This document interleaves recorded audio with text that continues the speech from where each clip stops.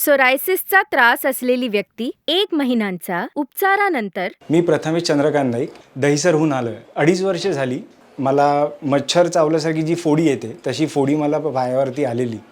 त्याच्यामुळे मला स्किनमध्ये इन्फेक्शन होत गेलं, पण आयडेंटिफाय होत नव्हतं की एक्झॅक्टली काय आहे.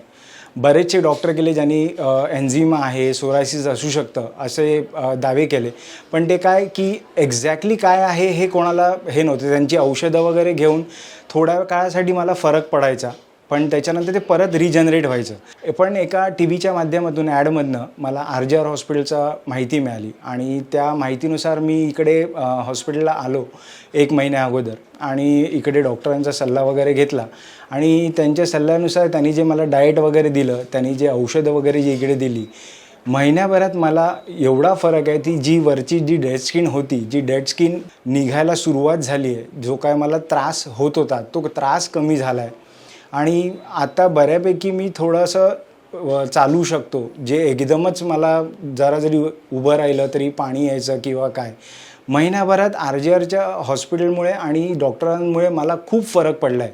धन्यवाद RJR हॉस्पिटल आणि डॉक्टरांचा.